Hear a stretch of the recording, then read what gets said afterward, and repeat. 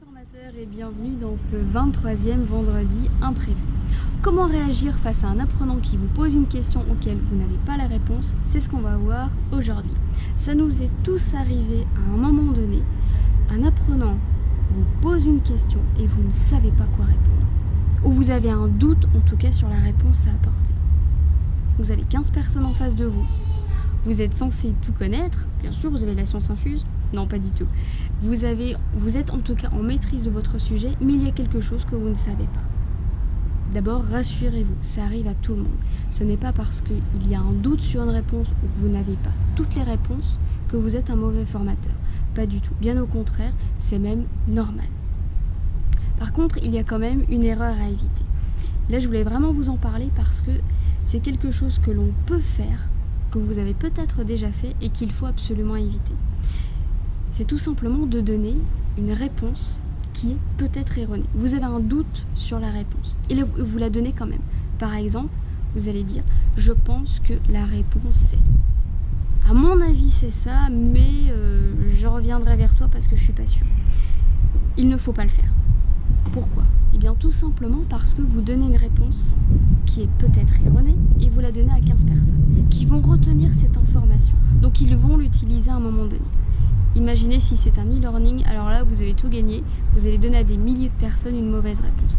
Donc non, on ne donne pas de réponse si on a un doute. Et là je vais vous partager les 3 astuces qui vont vous aider à répondre, à réagir face à ce manque d'informations. Première astuce, on est honnête. Aujourd'hui, là tout de suite, je n'ai pas de réponse. Je ne la connais pas. Et c'est pas grave, ce n'est pas parce que vous êtes formateur que vous devez tout connaître. Vous n'avez pas la science infuse.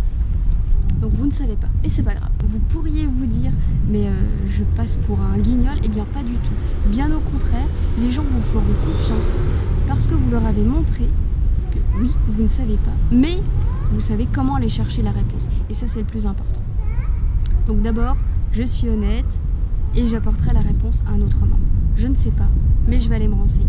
La deuxième chose que vous pouvez faire, ça vous permettra d'avoir un temps de réflexion, c'est tout simplement retourner la question. Retour à l'envoyeur, vous demandez à votre apprenant, à ton avis, quelle est la réponse? Et là, c'est lui qui va réfléchir. Et pendant qu'il réfléchit à cette réponse, il vous dit, c'est peut-être ça. Là, vous allez lui répondre, ouais, peut-être. En tout cas, ça vous laisse le temps de réfléchir et peut-être d'avoir une réponse. Et si vous ne l'avez pas, encore une fois, c'est pas grave. Vous pouvez très bien dire, écoute, là maintenant, j'ai un doute, je ne suis pas sûre de la réponse, je me renseigne et je reviens vers toi.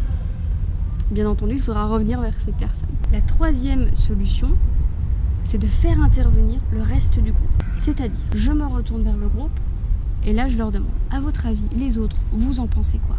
Et là, je les laisse réagir, je les laisse débattre. Ce qui me permet, encore une fois, de gagner du temps.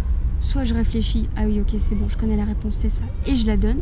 Ou je vais aller me renseigner dans mes logiciels, dans mes prises de notes, et je vais chercher l'information. En tout cas, ça peut créer un débat qui est très intéressant. Donc voilà les 3 astuces qui peuvent vous être utiles. J'espère que ça aura été utile. En tout cas, si c'est le cas, likez, abonnez-vous à la chaîne pour ne rater aucun imprévu. Et n'oubliez pas de télécharger les 15 réveils pédagogiques qui sont juste en dessous. C'est pour vous et c'est gratuit.